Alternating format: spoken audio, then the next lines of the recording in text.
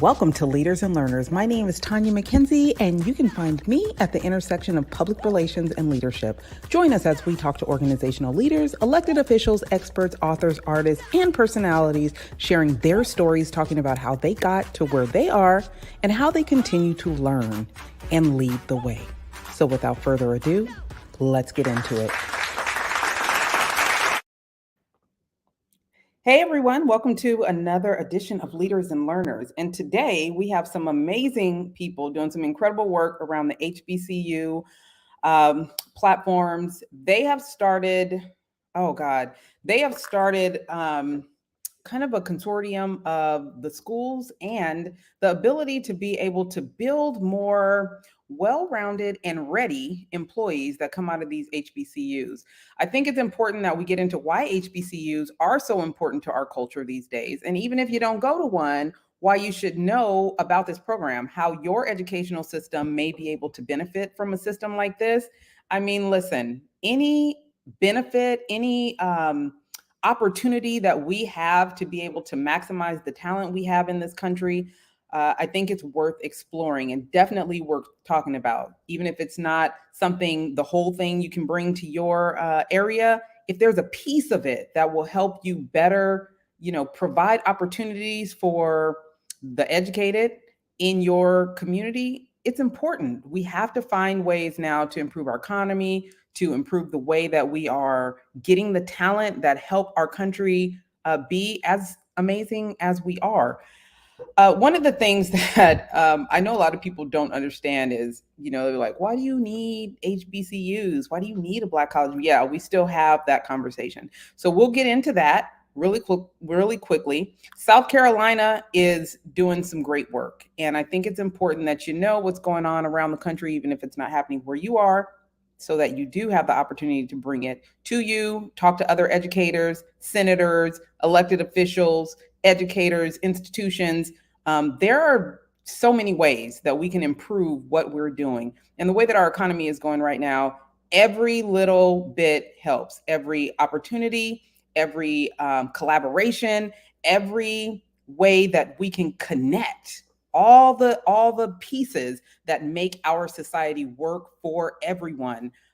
It's definitely something to explore. So again, I want you to listen to this conversation in a way that helps you kind of think about how can we be doing things better, no matter where you are in the country, in California, South Carolina, being a part of this, in DC, Oregon, wherever. There are opportunities. We are just not maximizing the way that we are connecting our educated, we are connecting the universities, we are connecting employment opportunities. And I am so happy to have Senator Scott and Dr. Gwynth Nelson here with me today. Yes, how are you? I'm fine. How are you? Great. I'm excited. Yeah, I want you, Senator Scott, to talk about this program and why you got involved. Let's start there, because I'm gonna give Ms. Nelson a whole lot of time to get in depth about it. I know Ms. Nelson is expecting me to answer this question in a normal way. I would answer this question, but I will share this with you. I'm now 30 some odd years in the legislature, and about 30 years ago, the General Assembly created a plan in terms of bringing in more corporates into South Carolina as we end a lot of manufacturing companies in South Carolina. But the plan was not an all-inclusive plan. I don't think it was designed to be that way, but it ended up being that way. And we looked at those counties in South Carolina that was able to provide those large industries coming into South Carolina all the benefits and tax breaks they needed, not really understanding that the smaller counties would be left out. Our HBCUs in most cases were in those smaller counties, which simply mean in creating the workforce as well as the training, the culture differences, and breaking those barriers, those schools were left out. Some years later, the question was, in South Carolina, has HBCUs outplayed its time, and was it time for them to go away? And that answer was no. What we found in the 2020 census tract, 22 counties lost population, a tremendous shift to large urban cities, which means those HBCUs still had a lot of exposure and not being able to train their young people to be a part of the growing industry. It's always been a question about culture and diversity. And I've been pushing diversity among the larger colleges and universities for quite some time in the state. But in reverse, if we're going to meet that diversity model, we've got to make sure our young people at the HBCUs have the opportunity prior to graduating to become a part of the public as well as the private sector in that exchange in terms of learning, as well as in terms of making that adjustment so they can be very successful inside of those corporations.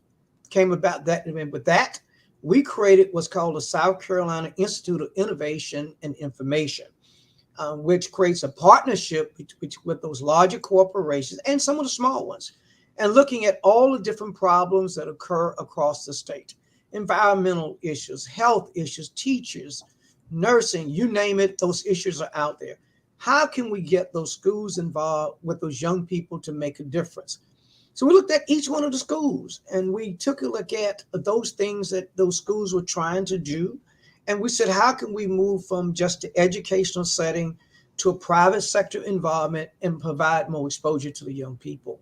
I'll give it to Dr. Nelson because that's where she'll pick up on. All Okay. right, Dr. Nelson, give Yes. us what you got. How did this all come about? Well, I began as the executive director a little over a year ago and working with Senator Scott. And it's an honor to be a part of South Carolina's historically Black colleges and universities, institutes of innovation and information. These 7 institutes are committed to promoting access to quality training and research, as Senator Scott said, that will assist both students and the stakeholders in being ready to meet the demands of an ever-changing world. SCIII provides opportunities in business, environmental science, technology, communication, transportation, entrepreneurship, teaching, education. And so as a result, these academic and personal growth opportunities will actually expand our state citizens. And Senator Scott was saying that, the population has decreased. So our hope is that each one of these institutes will assist in increasing the population so that the students can stay in South Carolina. So let me give you an example. There are 7 HBCUs in South Carolina. We work with each institute or each university. For example, Allen University, there's an acronym for their specialty area, and it's BIC, and that has to do with Boeing Institute of Civility. And as you know, in this day and age, it's very important to focus on civility and being just doing the right thing. We have Benedict, which is BEST, best, and they love that because that has to do with business, entrepreneurship, and science and technology. Science and technology is very important. Then we have Claflin that has to do with education, teaching, and nursing. Then we have Clinton that has to do with wellness in the community. And so that's very important. Of course, we have Morris that has to do with technology and cybersecurity. Cybersecurity is a growing field. That Morris has hit the ground running, doing an excellent job with the curriculum in cybersecurity, already offering scholarship, and have already had several students that have graduated in that major. South Carolina State is BECT, Business, Environment, Communication, and Transportation. Last but not least, Voorhees University has to do with rural community development. Let me go back to Clinton College, if you will allow me. Just had a meeting with them, and it's very interesting because it has to do with wellness and community. When you think about their community of where they're located, their goal is not only to focus on the wellness of their specific community, but also each one of the 7 HBCUs. So it's very important that we focus on the need for our 7 HBCUs to work collaboratively. And Tanya, I think you said at the beginning, why HBCUs? Why not HBCUs? We have a rich history of educating African Americans, and now even others. And so I mean, it speaks for itself, the numbers and the statistics of the graduates that we have that come from HBCUs and the professionals. So Institutes of Innovation and Information is basically just to expand what's already happening. And so I think you also said every little bit helps. And that's exactly what we're focusing on, is just improving. This is currently in South Carolina. However, we hope, our goal is that it will go nationally and internationally. We already have people that are reaching out to us from the surrounding states about, what is this? How can we get involved? Well, Senator Scott has directed me, given me a directive, let's get this done first, and then we'll expand. So Tanya, for you ask your next question. And so SCIII became the technical assistance arm for these 7 HBCUs. We recognized early on that the schools did not have the technical assistance, nor would they have the time to do all the research, try to find funding, try to work with getting partners. So we needed a technical assistance arm, but we need higher education also being involved. We're probably one of the few states that provide all of our about 9 schools and of 7 HBCUs additional funding now since 2003. This funding has been out. It's called HEAP funding, a Higher Education Enhancement Program. And this fund is directed to assist those disadvantaged students. But it gave so much flexibility in terms of cross-training, teachers, faculties. It just created an environment that these institutes would actually work. Some schools already have institute. Dr. Nelson talked about Allen. Allen is preparing an historical hospital from the 40s and 50s. The old Waverly Hospital may go back as far as the 30s, when African Americans were not allowed to go had an integrated hospital they could go to. So this is their institute. They're spending more than $10 million building this institute. She mentioned Clinton College. They already had a transitional center. They just needed something, and they're called WAC. They just Wellness and Community Health. They just needed something extra to make it work. So the pieces are there. So what we're basically doing is getting those pieces. But the other part, and I'll move on, is that we've created a foundation. The foundation has private sector and public sector. Their goal is to help raise money. But most important of all, there's a lot of federal grants that are out there. If we can work together as a team, we can bring in more money for these HBCUs, allow more research, more consulting services, more involvement in working with the private sector. Now, I want you, because this is for learners also, so I need you to teach a little bit. Okay. I want you to talk to the people, talk to them about why HBCUs are still so important in our society, and how a program like yours could benefit our economy as a whole, and even states that do not have HBCUs. Well, my son is the 3rd generation graduate of an HBCU. My sister, who is at the faculty of South Carolina State with a PhD, is a graduate HBCU. Most of my family members went to HBCU and graduate, and we are contributors. Most of the persons in my family are entrepreneurs. And so we know that works. The 30 some odd years that I've spent in government proves that HBCU work. I'm now the most senior African American in the South Carolina General Assembly. Proves that it works. Also, to be able to have the knowledge and have a comfort level. Not every young person who goes to college is comfortable in a large classroom setting, but given time and slowly making that transition over, they're able to work through some of those issues. Poverty is still a big issue in South Carolina. We still have a lot of 1st generation young people going to school. I think one of the worst things that we can do is for a youngster to go to college and have to come home after their freshman or sophomore year. Either they just didn't get the grades, they didn't get the financial support they need, or they just didn't make the adjustment on the college campus. HBCUs are designed to do that. SCIII is designed to take them to another level, where being a part of the HBCU family, you get a chance also to take a look at what other larger institutions across this state is doing. An example, if you look at Clemson University. It's called ICART. Their relationship with BMW and what they've done with their engineering program. We can do the same thing at our school. We do have engineering at South Carolina State, but we've got other factors too with other young people can get involved. If you look at MUSC, they do a lot of health issues in terms of needs for the state. HBCUs have provided for a long period of time a lot of the teachers as well as nurses. And we in South Carolina have a shortage of both nursing and teachers. And so if we don't get those students to be able to go to the HBCUs, and some of these kids are very bright kids, could go anywhere in the country, but they're more comfortable in that particular environment. Now keep in mind, I think Allendale is the smallest county we have in the state, 7,900.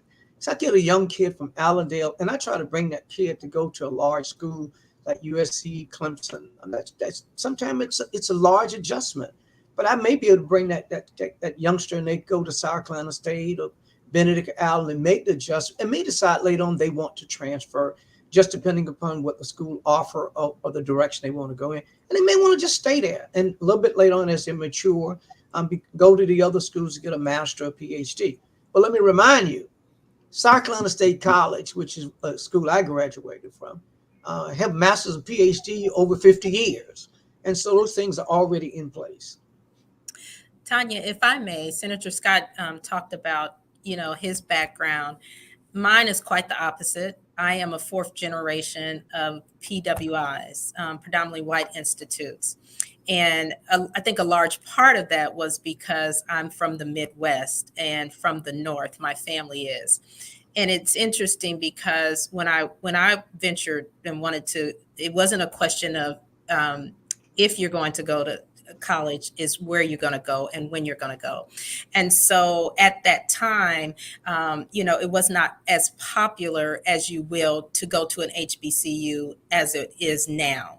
And that was probably one of the most disadvantages that I think I've had in my professional and my educational career, was not being offered the opportunity to go to an HBCU. However, I've been in the HBCU arena for 20 plus years. And that's where my passion is, because I see the difference firsthand of how it transforms students. And I say mostly African Americans, but I also teach a class here at South Carolina State University. And I have others, not just brown students in my class, but they have a transformational opportunity also. And so it's so very important to keep the heritage and to keep that one-on-one contact that an HBCU gives to students that you just don't get at other institutions. So that's why it's important for HBCUs also. So born and raised in California. My cousin played football for Grambling University. So I was like, I got to go because he was my hero. Mm-hmm. So I did. Didn't nobody tell me that roaches had wings? I was not ready. You were not ready. But once you get used to that and other flying things that have whole faces, okay, you get past that. It was so incredible to me. Now I had whined a bunch, so I wound up transferring back to Cal State Northridge, but I kept going back for the experience. Like when I left, then I missed it. So then I'm at, all the homecomings, and I'm anywhere HBCUs are at this point. So I'm still Graham fam. Mm-hmm. But I wanted to know from you, for people that are not from the South, what are some of the things that you would talk to them or talk to their parents about that would let them know, like, let HBCUs be an option for your child? Like, I understand you're surrounded by UCLA and USC and Oregon, but this is something you really need to consider as an option, even if they are athletes. Like, talk to the audience about that. Okay, well, Tanya, one of the things, I'm one of those kids who went to college right after the civil rights movement, or let's say the civil rights movement was not over yet. 65, you get the Voters' Rights Act. 68, Dr. King gets killed. Still a lot of unrest in terms of in the South. most of the HBCUs you're going to find, with the exception of Oklahoma, they have one HBCU which the state support in Oklahoma. But most of the southern states, North Carolina, Alabama, Tennessee, and others, have historical Black colleges and universities. That was the only place we could go. Some of the best minds in the country, in terms of brown people, brown skin complexion, were at HBCUs. The other schools learned from that. When you went to these other schools, you had to be twice time better than your counterpart if you were African American. And so they taught us a lot of survival skills. The young kids we have now going to school, they feel like the family owe them something, the privilege, and they're supposed to take care of it. Family's supposed to take care of everything from them. And the HBCUs will teach you how to be an independent person, how to think outside of the box, how to work to reach those goals. And going to those schools is not about a handout. It's about a hand up. And that's if you work hard enough, those things that you think that you want to do, you can do them. But you have to really make up your mind, this is what you want to do. It's another environment to be able to learn about your Southern heritage and to understand where we are in terms of the exchange. If you look at larger corporations now, they're moving into Southern states. And so you may go to school in the North, and if you work for a major corporation, they may still end up sending you in the South. So at least you've had the opportunity to have the experience in both locations. Whether East Coast or West Coast, you do understand how things actually work. It's HBCU just have such a tremendous, rich history, and to be able to foster what we're doing creates that cross to make sure that culture exchange, the kid receive that culture exchange, or the young person receive that culture exchange prior to going to the job market.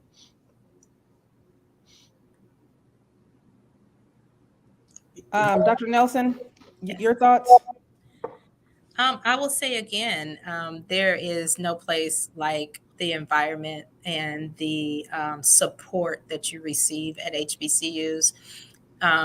I worked in admissions briefly at an HBCU, and it was interesting because a lot of times we would run into parents that were not necessarily sold on their child coming to an HBCU, and even sometimes question the excellence of the education that their child would receive.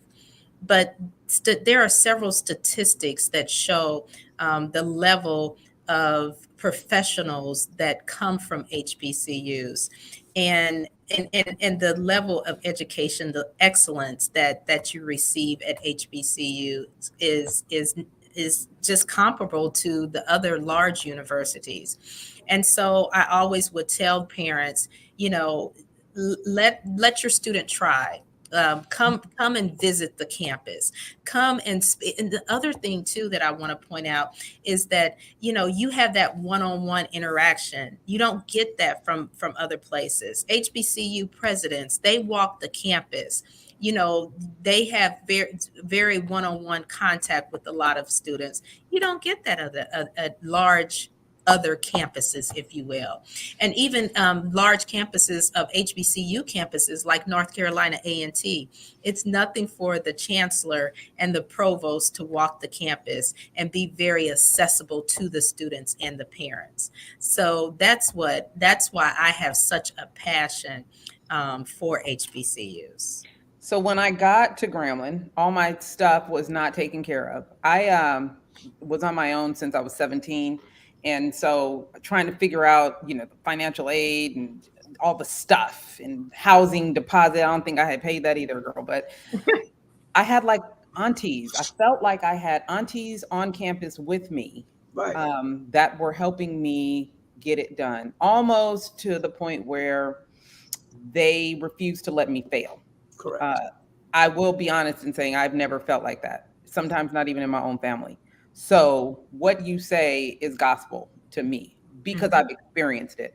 And I am a California girl, but now I do have that conversation with my children about making HBCUs an option. I think it's important, and I think we owe it to our young people to have that conversation and allow for them to see that as a viable option on moving forward into adulthood and in their professional lives. So thank you for sharing that. And also thank you for putting this program together. I do want to ask you, even with some of the, the best support systems and amazing programs, students need mentors. So Correct. do you think it would be a good balance to have mentors that were maybe in mainstream, in the mainstream rather than in the HBCU system? Talk to me about mentorship. How do you think that can also be complementary to what you all are doing, and why it's so important in our culture? I think the institute itself provide that mentorship that you mentioned. Also, with young people, I will call them students. You cannot call them young people. These students have the opportunity to do internship, summer jobs, to be able to have exchange with other employees at other companies. The schools can create other partnerships with other larger schools and have exchange programs. Not only just the students having that, but also faculty also having exchange and having the opportunity to take a look at what corporates are doing, what some of the larger federal agencies are doing. The whole idea, if you're going to move to the mentor part, let's make sure that we give these young people not only just support, but good information in terms of what's actually going on in the real world.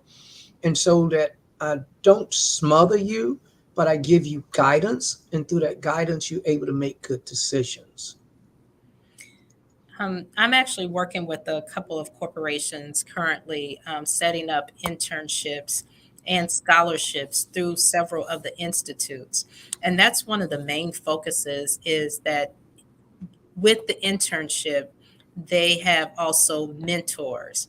And it's interesting because one of the corporations said, we are trying to teach the students about being in corporate America. But one of the things that we're learning is that they are teaching us also about this new generation and some of their thought processes and how we can better improve with diversity and just improve our the corporate environment overall. So what we're learning is that it's a two-way street. Not only are, with internship that the students are learning, but also the corporations and the organizations are learning. So the mentorship is definitely a major component of the internships. I want to just take a step backwards before we go to the next question about the mentorship.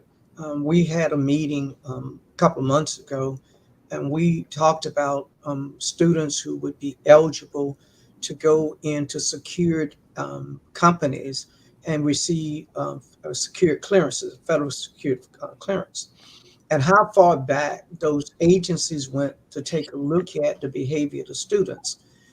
Early on, if someone would have told a young person their freshman year, if they had an interest in going into that kind of environment, there's certain things you don't put on Facebook and Twitter, that you provide yourself that kind of exposure and put you in a situation you could be questioned down the road.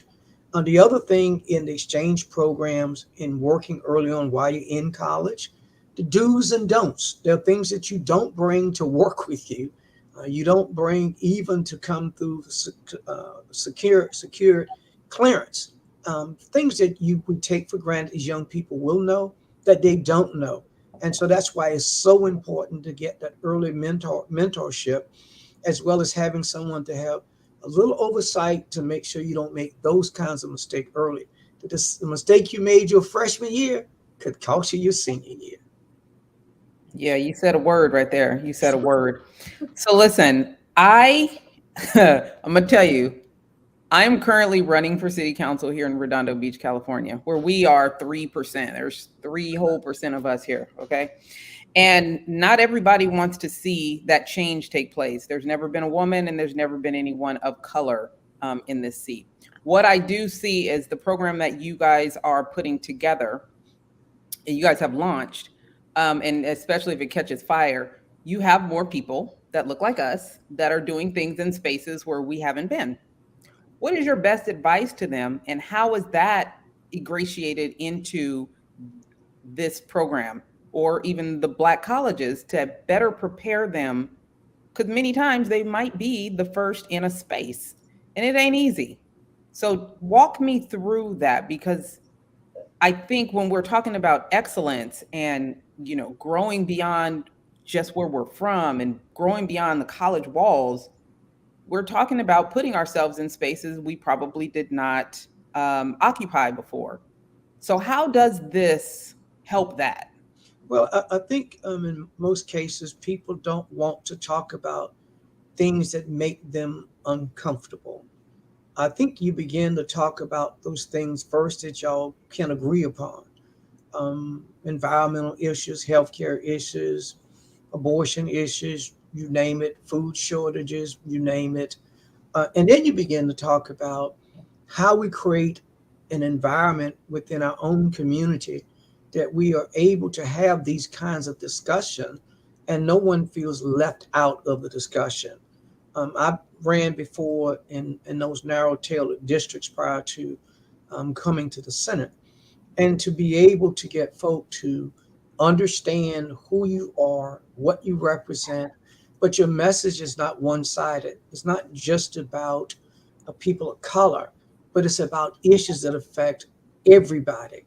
And I think you'll begin to see them have some open discussions with you and begin to tell you, well, I really didn't know about that. Tell me more, and how can I learn? And that's when you begin to teach them more about what brown people go through, what's going on outside of your comfortable environment and where you live, and what you need to do to be a positive citizen and trying to move an aggressive agenda for moving it forward. I think also that we live in a time now where there's more of a realization and an appreciation of diversity. I think that our society has moved to that because I think it's almost had to move to that realization. And so in, like I said, in working with corporations and organizations now, they are more sensitive to differences. And so I think you said walk you through what that looks like. And so if we have a student or a major corporation that has requested several students and they know from an HBCU, it's almost like they know that, okay, we're going to get primarily people of color. And so I think that they have a sensitivity to that and recognize that. And so I've been in a couple of situations where, the students, we've had to be more aware of training the students and then training the corporations also to say, this is what it is. And these are the differences that they're going to bring. And so I think that there's more of an appreciation now than it used to be. I want to go back again. It was an opening statement. You began to go down that road, but you did not. And that was the conversation about African-American athletes. And most of them now are at every large institution across the country. They only stay about 3 years and they move into the professional arena, basketball, football, track, you name it. But the difference in understanding the culture is that corporates buy into these athletes, and the brand or the face on their product is an African American. And so whether they want to accept it or not, they're already in their homes. And these folk who they're cheering for on Saturdays and Sundays and Monday night football and Thursday night football and basketball all during the week are the same people who won these games for you, but you know very little about.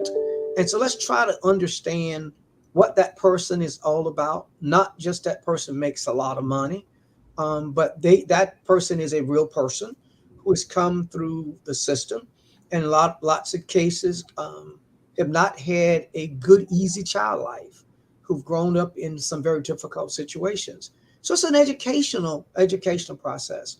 I do know in South Carolina for years, we talked about diversity among colleges and universities, and folk thought diversity was all about getting my African-American student numbers up.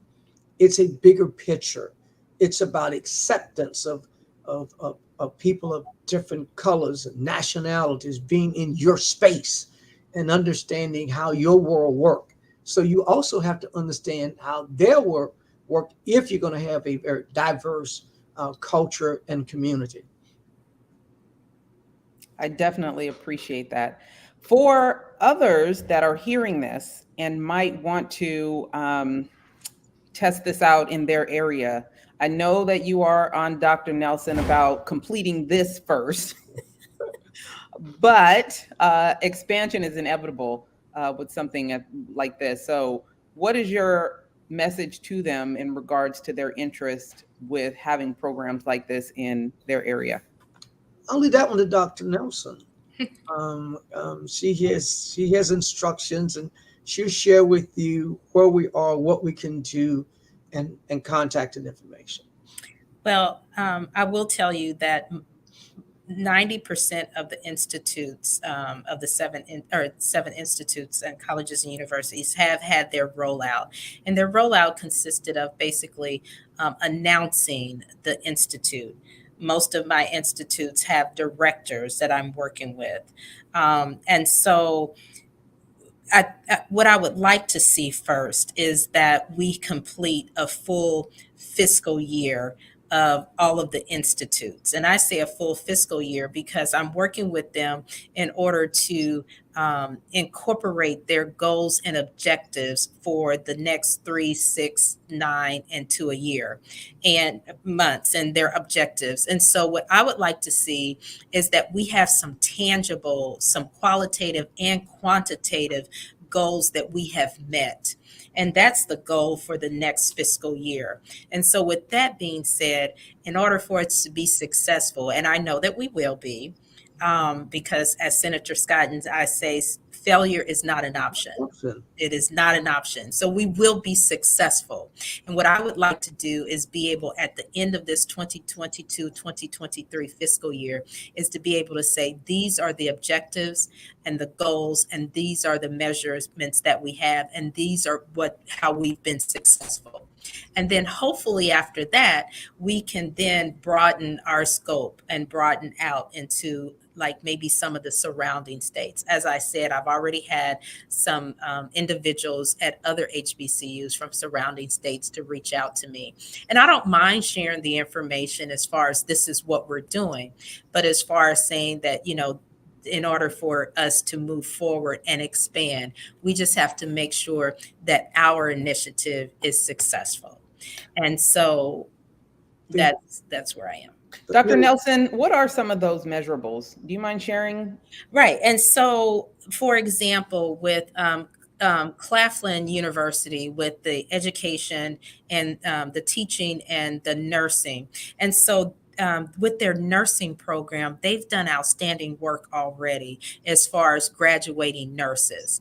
And so what we're looking at is some deliverables to say in the Institute of Titan, Titan, our goal, we've graduated X amount of teachers. Our goal is to increase that. X amount of educators. Our goal is to increase that. X amount of nursing in 2021-22. X amount of nurses graduated. And so we would like to increase that. With the rural development with Voorhees University, we are in the process of building I don't want to say a community center, but more so of a location where the community will be able to come. For example, there is a need for broadband in a lot of these rural communities. And so with Voorhees University, they want to be able to say that we offer broadband, we offer internet for the community so that they can come to this one location and be able to have access to that. And so with Allen and the Boeing Institute of Civility, they have already created their curriculum, the curriculum for the civility program. And so one of the measurables of that would be to say, to be able to identify how many students that we can actually have. And let me say this, not only students, but that program will also be offered to organizations so that they can have a certificate of civility. And so those are just some of the measurements of success that I would like to see. I want to take another step a little further that Dr. Nelson probably did not share with you. We have not excluded those kids in K through 12, which means that, and we'll use Tana at Claflin, the Institute of Teaching and Nursing. Already they're beginning to go to the high schools and the middle schools and having summer programs to bring young people on campus who may have an interest in teaching and nursing. The goal is to make sure these young people take the right STEM classes to support what they need to do once they come into the college setting, so they don't end up just a year or 2 years trying to get those courses in. But the other part is to early on give these K through 12 youngsters an opportunity to take a look at what they will be able to do and gain early exposure of what may happen. She did not talk about Morris College as they continue their cybersecurity. They are surrounded by a lot of military. You have Fort Jackson in Columbia, Shaw Air Force Base, and others. And for them to be able to begin to have those partnerships and get the kind of clearance they need to work with them. Can you imagine a young college student having the opportunity early on to make a decision and work with our armed forces? I mean, that's big. So it's a lot of different things and a lot of different moving parts. We're not like Atlanta. Atlanta, which has a lot of corporates, also have a lot of federal agencies. We're a small state, about 5 million, but we're going to treat it like we are. And we're going to learn from other states some of the things they're doing. And can we take those things and even make our program even more effective? I love that. So for those that are watching that want to be a part of something like this in South Carolina right now, because that's where you're doing it at, how would they get in touch with you? So they can call me directly. My number is 803, area code 803-707-0649. And then, of course, my email address is gnelson at scsu.edu, and also gnelson at scIII.edu. So please feel free to reach out to me. As I stated, this is such an epic program, an initiative. It's more than a program. It's bigger than a program. It's an initiative that I don't mind sharing, how we started, where we are, and the end goal, the end result. So yes, please, I don't mind answering questions and letting people know what we're doing. One of the things is that each state is going to be different. And that's why we don't want them to try to take our model and make our model work for them. We need to take a look at what they actually have, what's working in their state. And can we modify some of it to make it compatible to what we're actually doing? So don't want to put information out there, because once you get out there and you fail, it's kind of hard for you to pick up and start all over again. So right now we're trying to get all the loose ends taken care of. And I'll tell you, to try to create a foundation around HBCUs and to get corporate involvement and other nonprofits from across the country. I think somebody's out of California that's on that board too. That's a big undertaking. There's a lot of moving pieces in Washington right now. And we want to make sure that we take the advantage, whether or not we are creating the new chip, if we're creating a system for electric cars and working with our cooperatives here. Those issues, those environmental issues, we want to make sure we're a part of that, doing research and others. Dr. Nelson and I were on the phone last night. I guess she thinks sometimes I don't go to sleep. I think about 10 o'clock, I found some information. I called her and said, we got to take a look at this to see whether it works. And if it does work, it's a good thing for our HBCUs. I love it. I love the program. I hope that it catches fire. And I hope that as you guys continue to grow, you stay in contact so we can keep the people updated, because it's important to know that there's options. There's, paths to success. and there's HBCUs that can really help them level up. And a program like this it's a win. I mean, it's a win. So thank you for starting it, and thank you for continuing to, be innovative and educating the public with information that they need. Thank you for your time today, and I definitely hope we stay in touch. Sounds great. Thank Look forward you. to it. Thank you for having us. Absolutely. You guys have a great rest of your day. And You you as too. well. Okay. Bye-bye. So listen, I hope you learned something today, especially about HBCUs, about opportunity, about being innovative, right? So it's not just about what's in front of you, but it's how you can take those pieces and connect them to make something more powerful, to make something more impactful for your community. I hope that you think outside of the box in regards to how your organization, your business can be a solution.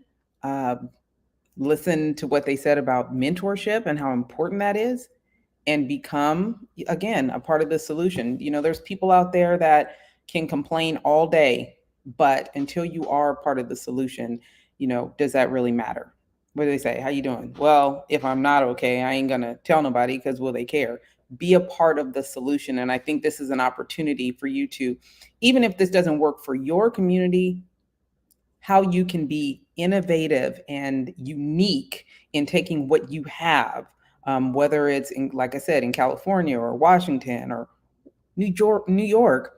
Be thoughtful about how you can be a part of the process to solve some of these problems that are leaving our economy in disarray, our communities without the resources that they need, and our young people without a path forward. It's important. So again, thank you for tuning in to Leaders and Learners, and we'll see you back here next week. All right, guys, take it easy.